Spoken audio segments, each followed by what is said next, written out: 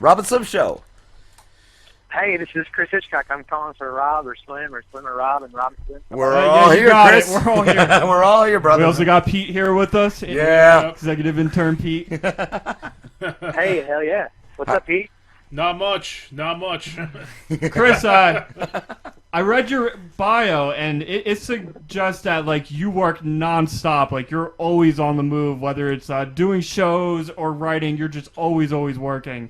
I was wondering, like, has there been any moments where you have almost given up pursuing and tried pursuing something different? And I'm literally on the move, like, while we're talking. So, Wow. So no, I mean, I'm not sure if that's good or bad. If I'm just like beating my head against the wall, but no, I love going all the time. Cool, dude. Awesome, man. Yeah. Slim said you do a cruise. We do, yeah. We've actually had some really cool success with it. We do it once a year in the Caribbean, mostly just to get away from. I'm from Michigan originally, so it was cold up there, and I figured it was much better in the Caribbean. You know? Yeah.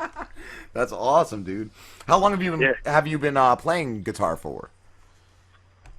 Man, I just turned 29 this year, and I started playing when I was 13 or 14. So if I carry the two, that's like 16 years. Wow.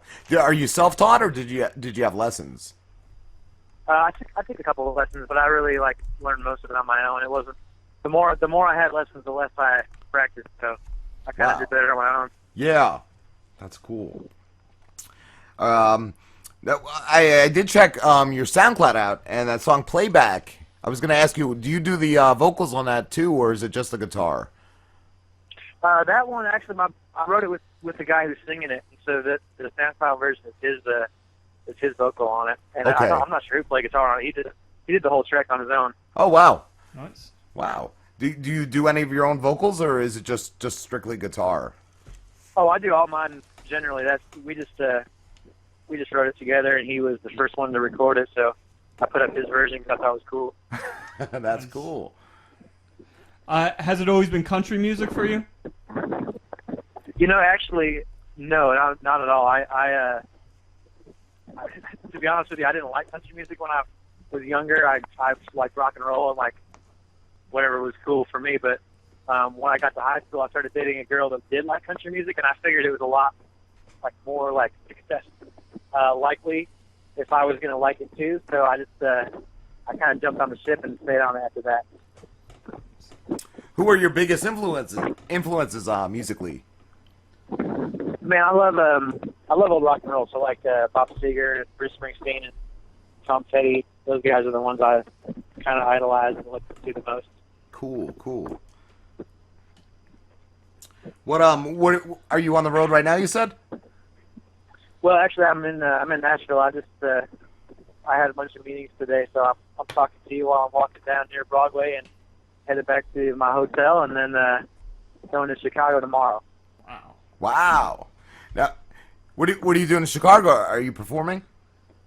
I am. We're playing at Toby Keith owns a restaurant chain, so we're playing at his restaurant in Rosemont, which is right by the O'Hare Airport, and then we're gonna hop back in the van and drive to Lexington or Louisville, Kentucky, one of the Kentucky cities, and play there, and then somewhere else on Saturday. I'm not sure where. Nice, dude. That's fucking awesome. Yeah, I love it, man. It's a great life, man. It's something you got to try. If you are presented with the opportunity, you kind of just got to roll with it. It's too much fun to miss out on. Are you always coming up with new stuff too? Yeah, I'm actually most of the way into recording a new album. It should be out sometime in the fall or early winter here. But yeah, I love writing, so it's kind of what keeps me going. Do you write? Is all your writing based on your own personal experiences? Yeah, for the most part, I tend to do better when I know firsthand what I'm talking about. I don't want to sound like I'm telling someone else's story unless I've been there. So it's usually easier to do it that way. Yeah. When you guys travel, do you take turns driving, or do you fly? How do you do that? We drive together. My band we're a 4-piece band right now, and so we all rotate through the driving responsibilities, and sometimes it's tougher than others when we're trying to nail 9 hours in a short period of time, or trying to get a lot of miles in, but Yeah, fun, man. that's cool. What's the best place you've ever performed in? Man, the most fun I ever had performing was actually in Charlotte, North Carolina, at a fraternity party. They were just really they were fired up and they wanted to get rowdy and drink beer. And our music kind of does well when you drink beer, I feel like, so it really was a lot of fun. Oh, I did have a question. What's the name of the restaurant in Rosemont that you're going to be in? It's called Toby Keith's Bar and Grill. Toby Keith's? Cool. Yep, that's one. Awesome. What's the worst place that you've ever been? Man, I hate to dog anybody. That's okay if you don't want to. No, I would. I mean, they probably deserve it. Let's say, I hate to say it. There's actually a place here in Nashville that is world renowned for being. I'm not sure about world renowned. It's very famous throughout Nashville and throughout the country as being a place to go play. And so I went and did it, and it was just a horrible time. The sound was bad, the service was bad, and the crowd was fine, I guess. But it was just it was just a rotten experience with the people there, and they just kind of had this atmosphere you should be really excited to play for them because they were so famous, and you're like, Yeah. cool. That's cool, man. I won't say what it was. It rhymes with Slipsies, but it's not. That's it. Do you get you ever get stuck in a real shitty hotel or anything? Oh man, we had a great experience actually 2 weeks ago, and I hope I don't want to sound like I'm telling any stories I should tell, but we got to a hotel that they somehow gave away one of our rooms before we got there. And it Wow. it wasn't a great chain, but as we were checking in, and this is probably 3 a.m. because we get in pretty late, obviously after playing shows. Yeah. It was 3 a.m. Well, some guy was checking out because he was a construction worker, and as he put his keys on the counter, I just kind of moved my baseball cap over top of his keys, and continued checking myself in. And so we went to his bedroom to see what was up, and he had left a sip of tequila and a half-eaten pizza laying on his bed. So we helped ourselves and actually had a really good night. That's awesome. That's awesome. What do you do for fun on the road? Actually, all my guys are pretty organic dudes. They like working out or hitting national parks when we're traveling through that kind of the country and stuff. So we try to see some nature, just see some cool landscape or whatever we can find while we're driving. That's cool. How long have you guys been together as a band, and is it the same members that you've had from the beginning? My guitar player and I have been playing together for 7 or 8 years now, which is pretty much as long as I've been doing it professionally. So he's been in it for quite a while, and consequently we get along like two brothers would. We're not really that we're close, but we're not that close, if you know what I mean. You're always we arguing argue and shit. Oh yeah. But then my drummer's been around for 2 or 3 years, and my bass player's actually only been in for about 6 months to a year now. But we try to not rotate a whole lot or keep it revolving. It just people's lives change, and it's a long journey. Yeah. That's we've had a lot of our fledgling interns leave us. They just do that, man. Pete, where are you going now? Are you sticking around for a while? Yeah, I'm here for a while. Pete's kind of stuck here because he's Slim's roommate. Yeah. So it's either he tries to do something in his room and we piss him off by being loud, or he sits in with us. So is it like a paid internship, or you just taking some off his rent, or what's the deal? No, I think that's what it is. Yeah, I think I lose $30 in bills every month. Yeah, he gets it all. There you go. Do you set all your equipment up when you man. perform? Yeah, we got to. I mean, who else is gonna do it? I didn't know if you had somebody to do that. Oh, I wish.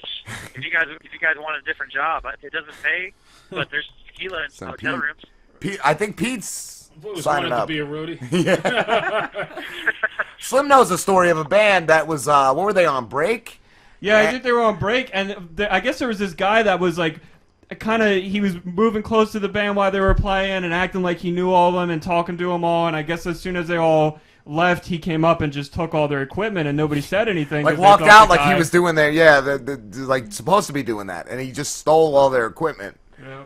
Wow, that's ballsy.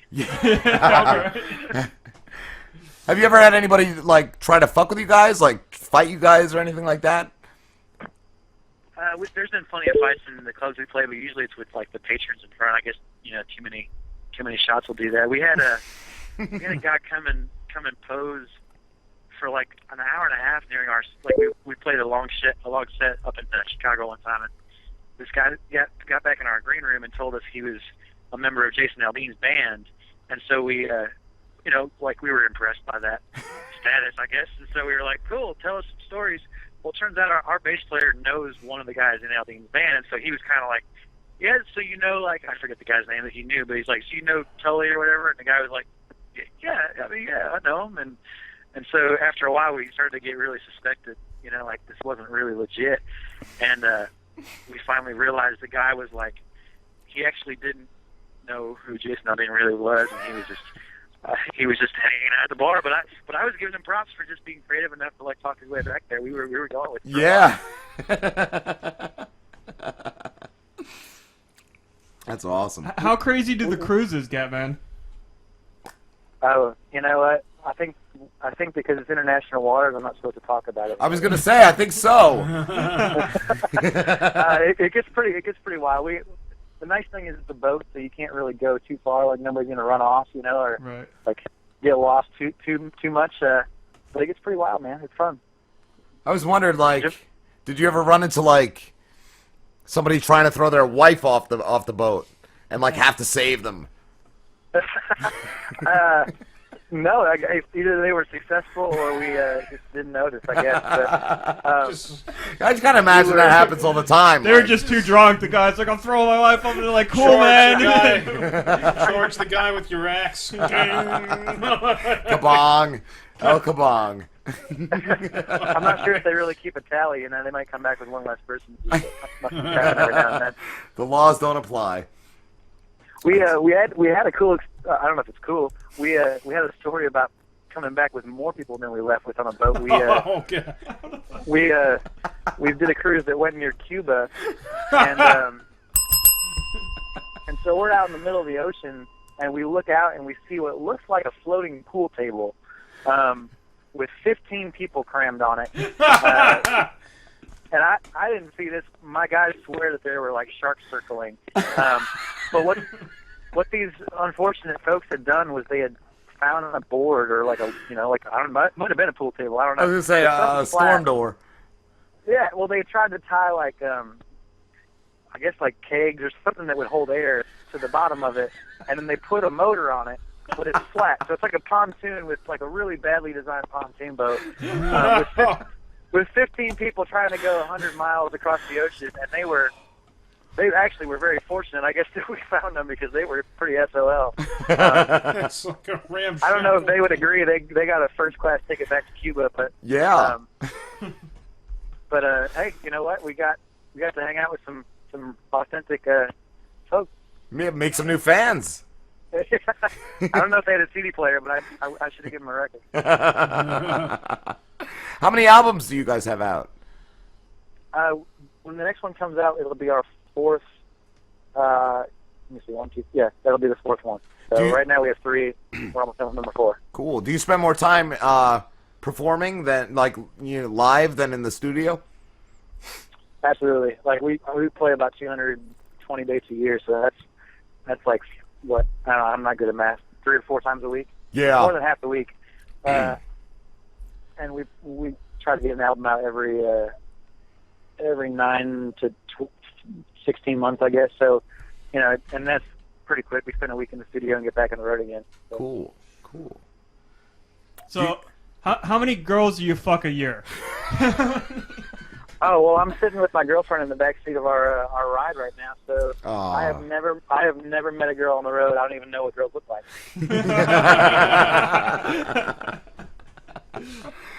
That's why Slim wants to get into it, but he can't sing or play guitar. No. You should see. I mean, that's why we need a roadie, is because there's a lot of extra like That's it. access around that we can't really take care of. Pete. Pete. Pete, where you at, Pete? Will you come by Jersey? Give me a call. Have you ever played in Jersey? No, I played in Baltimore. I'm not sure if that's even near you. I just feel like I it's know that direction. Baltimore. Kind of. Yeah, it's about 4 hours away. Yeah, That's a long walk. So. Yeah. I got family that lives outside of Baltimore, around that general area. Genital. Is that, who's that? General. Is that Pete? Yeah, that's Pete. That's me. They were actually Are driven. They were driven mad They were driven by out of- syphilis. They had syphilis for generations in his family, and this is the outcome. Is Pete. Well, that's a.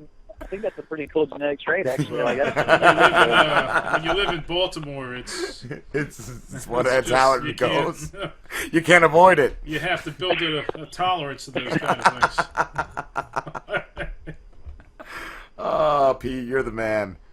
Your body becomes, used to it. Yeah. Just like when you live in Jersey, your lungs become accustomed to the smog.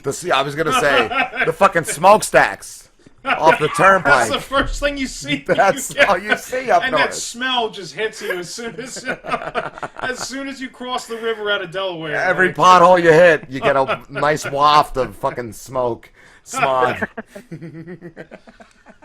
Oh man. Have you ever played in New York at all? I played once in New York City. It was at a like a benefit for ASCAP's, one of their foundations there. So I don't even know the name of the venue now. It was a songwriter round that we played. I drank some beers in New York, so I knew that was fun. Yeah. That's cool.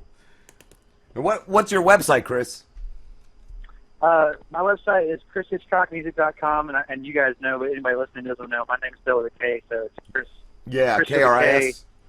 Yep. So KRIS, Hitchcockmusic.com. Cool, dude. What is the name of your band? Kris Hitchcock Music. Okay, cool. No, it's we used to have a band name, but after a while, it was just easier to keep rolling with my name when people were coming and going. I Nice. just figured, I'll do it. Yeah. Oh. Have you ever had a fight with disagreement with the band members? Oh yeah, like every week, I'm sure. But we try to keep it pretty friendly. I've only gotten in one fist fight, and that was mostly to do with the amount of like Jaeger bombs that had been involved. I guess love we, those fucking things. Those are some of They're our worst amazing. nights. Yeah, I Those used the to worst do. of Do you know what a nights. screaming Nazi is? Oh, Where I it's like love screaming Nazis. Jaeger bomb. And it's like no, there's a Jaeger and a Jaeger and fucking Rumpelmintz. Oh, I've heard to stay away from the That's Rumpelmintz. Yeah. Or Jaeger and Black House. Yeah. I've only had the Jaeger bombs, and I think originally it was like a shot of Jaeger into a beer, right? It was always for me Jaeger into a Red Bull. And then they changed it. Yeah, I remember Was it years into a back. beer? And I don't know it if I tastes could like a do that, Dr. man. Pepper. And then years back they changed it to the Red Bull. I don't know if I could do Jaeger in a beer. But you drop a shot glass into a shot glass of Jaeger into a fucking mug of beer, and it tastes just like a Dr. Pepper. Really? Yeah. Wow. I knew this. I used to do this thing. It was called a Dr. Pepper shot, and it was like 151, and you light it on fire and drop it, and Amaretto, I think, or something. Yeah. And you drop it into like a Miller Lite, and it tastes just like Dr. Pepper. Remember that one party Yeah. I came back from Italy and I had the absinthe? Yeah. That stuff is that stuff is vile, man. It really is. Did you see the Green Fairy? I did not see the Green Fairy. I was looking for her, but she never showed up.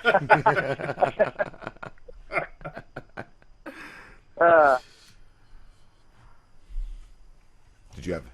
No, I don't think I have anything else.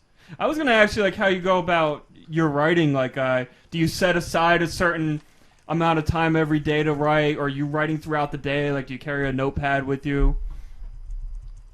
I carry my iPhone with me. I use it kind of the same way, but Yeah. Yeah, I mean, yeah, I do that. For me, I've learned that like writing songs can be. I do it as a day job now, really, and so like I look at it that way. Like I know that if you're like an author, if you're like fucking George R. R. Martin, and you're trying to finish Game of Thrones, like you have to like put some seat time into getting it done. Yeah. And so I think like there's something to be said for inspiration, and I try to make sure I'm available for that. But I also think it's a habit. You got to learn to like be available and put some time in. So I try to write every day a little bit, whether it's just throwing some journal down or just even trying to rhyme some stupid things together, just to kind of feel like my brain's working in that direction. And then when I'm really, hopefully I get inspired or hopefully something comes up that actually works out to being pretty cool. But when I get there, I have some ammunition ready, Yeah. That's awesome. Yeah, I love it. I mean, I feel like I'm on the serious side of things. I love writing songs is kind of like what allows me to like connect with people. Especially in high school, I was never really very outgoing, and so like I would take in a lot of people's stories and stuff. So this is my opportunity now to like tell them, like, and see what I can say to somebody, or if it encourages somebody, or if it just gets them to have a good time. That's all I'm here. That's what I'm trying to do. So. Cool. That's awesome, dude. Take care. I love it. Cool, Nice. dude. All right, brother, we're going to wrap this up, but can you tell everyone again where they can find you? Yeah, check me out on it's KrisHitchcockMusic.com. Chris is with a K. I'm on Twitter. I'm very active on Twitter. I love telling jokes or sending nasty tweets out to people or anything there. And I'm also on Facebook and Instagram and all the other networks that you find people on. So look me up. Cool. Awesome. All right, take care, brother. Thank you so much. Yeah, gentlemen, it's been a good time. Yes, it has. All right, talk to you. All right, have a good Have one. a good one, man. Fucking cool. And then this just in from Pistol Pete, because I forget how we started the other night. We were or a couple nights ago. Doritos and Dorito the diet. And I told him how you ate like a pallet's worth a week, and he just posted a picture on Twitter. It was a pallet of the Lay's of the Amazing. fan favorites. He's like, just thought of Slim's MSG diet. And it's a pallet of the fucking Lay's fan made I flavors. have a bag of those, a pallet of those in the kitchen. Nice. But Chris was awesome. Chris is cool, yeah. That was really cool. All right. Shit, I meant to ask him how he handles having a relationship and being on the road at the same time, but I'll have to say that for the next time. He's a cool dude.